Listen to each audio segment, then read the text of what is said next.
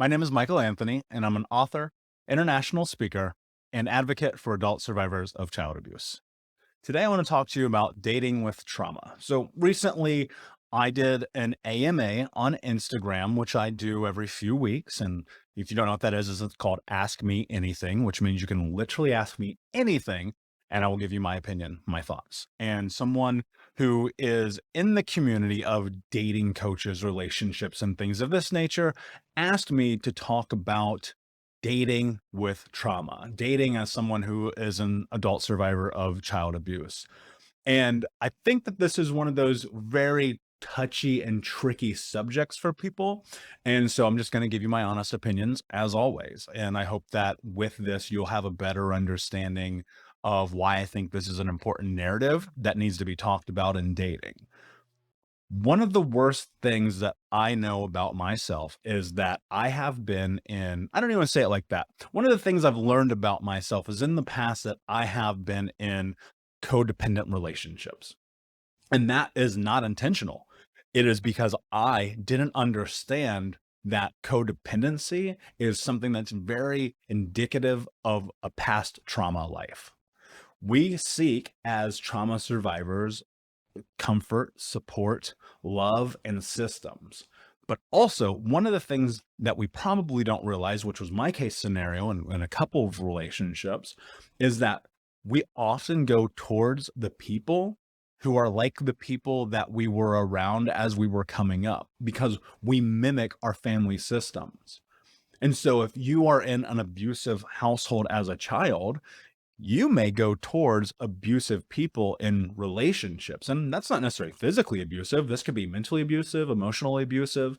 It could be all kinds of different things that lead you to find attraction in another human being because it was the baseline of your understanding of what a healthy relationship looks like. And I was in a relationship in my early 20s that was hyper abusive, not physically, but emotionally and mentally, where we were just draining on each other. We were daunting on each other. But I want to start at the beginning of that for a reason because I was recently listening to a podcast and I don't remember this woman's name. And if anyone knows who she is, please tell me who she is. I cannot find this podcast again and it's driving me crazy. And she said something that really blew my mind. She said, if you meet someone and you bond over the chaos of your past, and there is a spark, and you feel that thing, you need to run. You need to hit the eject button because you are about to be in a codependent relationship again. And the reason she said that is because your trauma, and which I totally, in reflection, after like looking back on this and having an understanding of what this actually looked like from my perspective, I believe this entirely. We'll be right back to the show, my friend, but I wanted to let you know about our brand new podcast community for Think Unbroken podcast. I know that for so many trauma survivors like myself, for the longest time, I felt alone, like nobody got it, nobody understood, and that I was just going to have to figure this out on my own. But that's not true. And the reason why we created our brand new Think Unbroken Academy podcast community is so that we can bring all the members of the Unbroken Nation together in a place where we can learn, grow, heal, change, and transform our trauma into triumph. I would love to have you come and be a part of the brand new community. Just check out thinkunbrokenacademy.com or click the link in the podcast description. And I cannot wait to see you there, my friend. Again, just head over to thinkunbrokenacademy.com. And until then, be unbroken. If we are bonding with someone over the chaos of our lives, would it not make sense that moving forward, that chaos is the thing that's going to keep us afloat, right? That's mind blowing. Are you mind blown right now? Because I am. When I heard this, I was like, holy shit, that makes so much sense. Because I bonded with this woman because her background, her childhood was as insane as mine was. And all of our conversations were about the crazy shit that happened to us. Right. And then you tack on drinking, you tack on smoking, you tack on like really insane sex and not necessarily having like boundaries set up and not talking about our wants, needs, interests, values, futures, all the things that happen. Eventually, when that relationship exploded on itself, I was left wondering like, what went wrong? How could this thing possibly go wrong? Well, it's really simple. I was dating myself. And that's the thing that a lot of people don't understand who have trauma, is that you have to look out for the signs of whether or not you are in a healthy relationship.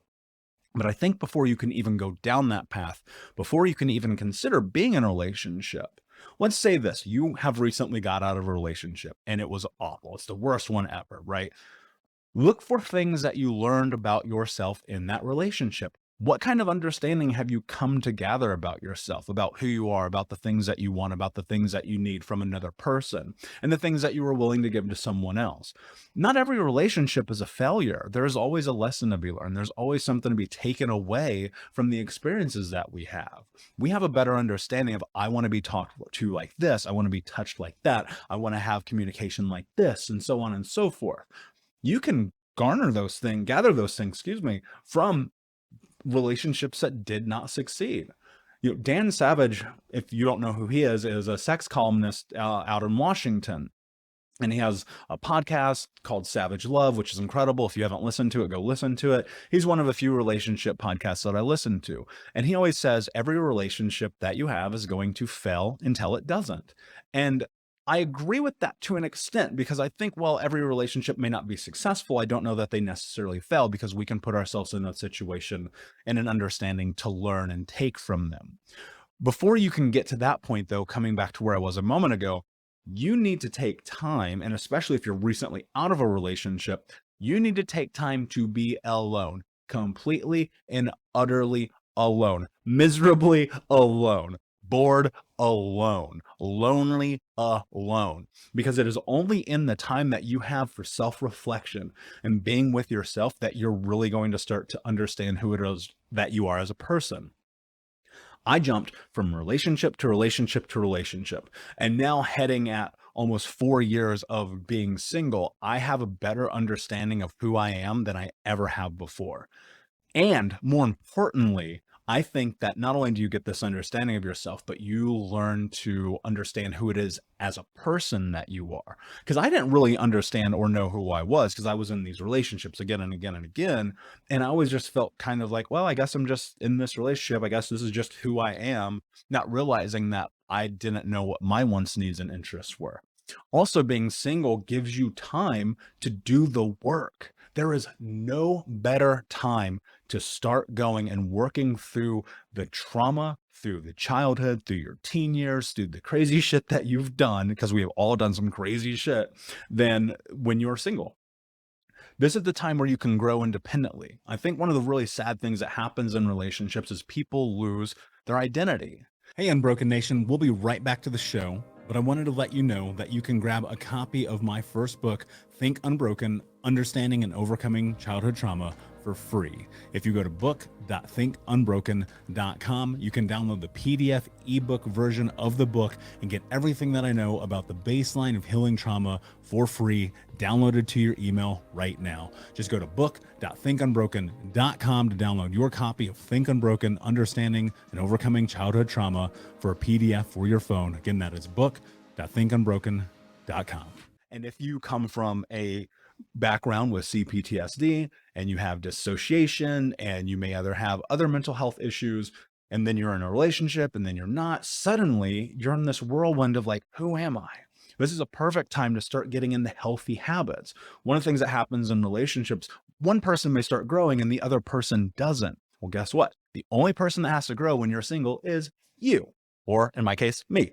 And in my case, this has been one of the best periods of time in my life, because I've had nothing but time to reflect on who it is that I want to be, who it is that I am, who it is that I was, and the things that are important to me. In my next relationship, whenever that may be, I think that one of the most important things that I can do, and I'm just going to speak from my aspect, and this may relate to you, is have a really honest conversation about what it is that my expectations are. I thought about this the other day. Everything that we do in life, every transaction has a receipt or a bill of sale or a contract. We know what we're getting at a restaurant. We know what happens when we buy a book. We know what happens when we get a new job or insurance or buy a car or get on the bus or take a train or buy a candle or anything, any transaction that we ever do. We know what we are getting for what we put in. We know the reciprocal value of what we're putting in. accept dating, accept relationships, accept love, accept marriage. And so I think, and this is for me, and I don't know because I've never tried this before, that the way to make the next relationship that I'm in work, or at least seemingly work better, is to sit down and have a very candid and honest and open conversation, start to finish, about what our expectations are, what it is that we want from each other, what our future looks like, and sit down, write it all out, every bit of it, top to bottom, from the way we spend time together to the way that we have sex and the way that we're communal and all of these things, and write down the baseline. Hey, this is our starting point. These are the promises we make to each other, and then revamp it every 3 months, every 6 months, every year, just so we're always in understanding. There's no confusion to be had if it's all written down.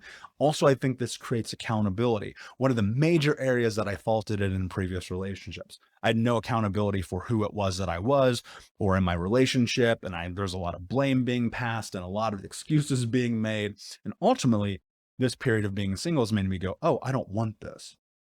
So as I date, I don't want trauma to be the baseline. I don't want lies to be the baseline. I don't want excuses to be the baseline. I want open honesty, communication, and growth to be what it is that is created next. And I think that's the best thing that we can do as people who have survived trauma, is to put ourselves in a situation where growth is the number one thing that we want. Honesty is the number one thing that we want. And being in relation with someone who respects us is right there as well.